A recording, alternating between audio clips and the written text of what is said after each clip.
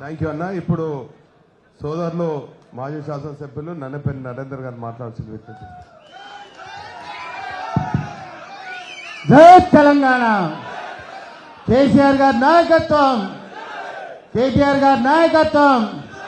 జై హరిశన్న. ఈరోజు వరంగల్ పార్లమెంటరీ ముఖ్య కార్యకర్తల సమావేశానికి ముఖ్య అతిథిగా విచ్చేసినటువంటి పెద్దలు మాజీ మంత్రివర్యులు, ఉద్యమ నేత, మనందరి అభిమాన నాయకుడు హరిశన్న గారికి, వేదిక మీద ఉన్నటువంటి మాజీ మంత్రివర్యులు ఎర్రబల్లి దయాకర్ రావు గారికి, శాసన మండలి సభ్యులు పెద్దలు మధుసూదనాచారి గారికి, మరొక శాసన మండలి సభ్యులు పెద్దలు బసవరాజు సారయ్య గారికి, నా సహచర మాజీ శాసనసభ్యులు అదేవిధంగా పెద్దలు శాసనసభ్యులు జనగామ పల్ల రాజేశ్వరరెడ్డి గారికి, నా సహచర మాజీ శాసనసభ్యులు ధర్మారెడ్డి గారికి, గంధ వెంకటరమణారెడ్డి గారికి, అదేవిధంగా జిల్లా పరిషత్ చైర్మన్లకు, వేదిక మీద ఉన్నటువంటి కార్పొరేటర్లకు, డిప్యూటీ మేయర్కు, వివిధ హోదాల్లో ఉన్నటువంటి పార్టీ పదవులు ఉన్నటువంటి వారికి, జెడ్పీటీసీలకు, సర్పంచ్లకు, ఎంపీటీసీలకు, ప్రతి ఒక్కరికి వేదిక ముందు ఉన్నటువంటి తెలంగాణ బీఆర్ఎస్ పార్టీ సైనికులకు ప్రతి ఒక్కరికి కూడా పేరు పేరున నా హృదయపూర్వక నమస్కారాలు తెలియజేసుకుంటున్నాను. ముఖ్యంగా ఇంతకుముందు రాజకీయం అంటే లౌక్యం ఉండాలని కడియం శ్రీహరి గారు చెప్పిల్లని మా సుదర్శన్ రెడ్డి అనే చెప్పిండు. నిజంగా కూడా ఆయన ఎంత గమ్మతైన లౌక్యం అంటే మీరెవరు గమనించలేదు.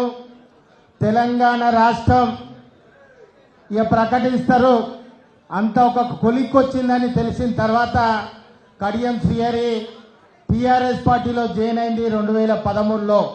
మీ అందరికీ యాదికున్నదో లేదో, 2013లో ఒక పాజిటివ్ అడుగులు పడుతున్నాయి తెలంగాణ వస్తుందన్న సమయంలో లౌక్యంగా టీఆర్ఎస్ పార్టీలో చేరంగానే వారికి ఎంపీ పదవి ఇచ్చిళ్ళు, దాని తర్వాత డిప్యూటీ సీఎం ఇచ్చిళ్ళు, 2 సార్లు శాసన మండలి ఇచ్చిళ్ళు, అదేవిధంగా మన శాసనసభ్యులు.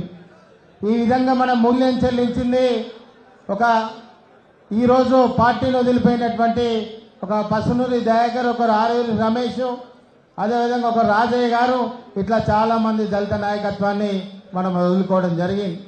ఇంత త్యాగాలు చేసినా కూడా ఆయనకు ఎక్కడ కూడా ఆయన సేద తీరలేదు. ఆయన రాజకీయ అధికార దాహం అన్నది తీరలేదు. మరి ఎందుకు తీరలేదంటే వాళ్ళు ఎన్టీఆర్ను ముంచింది వాళ్ళే, చంద్రబాబు నాయుడును ముంచింది వాళ్ళే. మరి ఇప్పుడు ఆ టీం అంతా ఇంకా కొద్దిగా ఇక్కడనే తచ్చాడతాళ్ళు.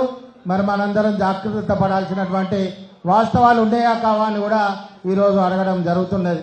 కాబట్టి మరి ఇవి అన్ని పార్టీలను ముంచొచ్చిళ్ళు. మరి తిరుగుతాళ్ళు. ఇప్పుడు కాంగ్రెస్ కూడా బయలు వాళ్ళు మరి ఇంకా కొద్దిగా ఉన్నది, ఇంకా మూలాలు ఉన్నాయి. కాబట్టి నేను ఒకటే కోరుతున్నాను, వాళ్ళు ఉన్న కాడ పట్టగలిసి మీదెత్తాళ్ళు. వాళ్ళు అట్లా వీళ్ళు ఇట్లా, వీళ్ళు అటుపోతాళ్ళు, వాళ్ళు అటుపోతాళ్ళు అని ఉత్తనే ఒక పతివ్రతలను వేశ్యల్ని చేసేటువంటి వేశ్యల్ లాంటి లీడర్లు వీళ్ళే అని కూడా ఈ సందర్భంగా మీ అందరికి కూడా ఖచ్చితంగా చెప్పడం జరుగుతున్నది.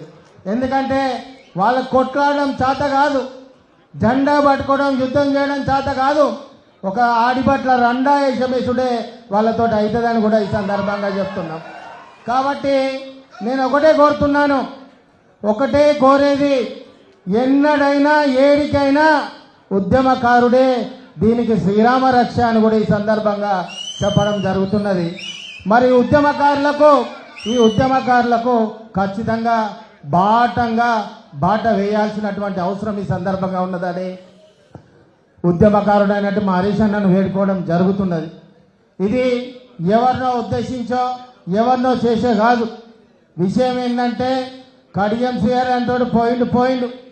ఇప్పటికైనా ఒక రైట్ వేలో ఒక రైట్ పర్సన్, పెద్దలు మీకు తెలిసినంత ఈ జిల్లా గురించి ఎవరికి తెలియదు, ఒక సరైన వ్యక్తిని ఎన్నుకొని అందరికీ ఆమోదయోగ్యంగా ఉన్నటువంటి వ్యక్తిని మనము ఎంపిక చేసుకోవడం వల్ల 50% క్షేత్రస్థాయిలో ఉత్సాహం వచ్చే విధంగా కడియం శ్రీహరి ముఖం మీద తన్నే విధంగా ఈ ఎంపిక ఉండాలని నా యొక్క ప్రత్యేక కోరికను కూడా ఈ సందర్భంగా చెప్తున్నాం. ఏమైనా జరగని రాజకీయాలలో ఒక రైట్ పర్సన్కి ఇవ్వడం అన్నది, ఎంపిక అన్నది గొప్పగా జరగాలని నా విజ్ఞప్తి.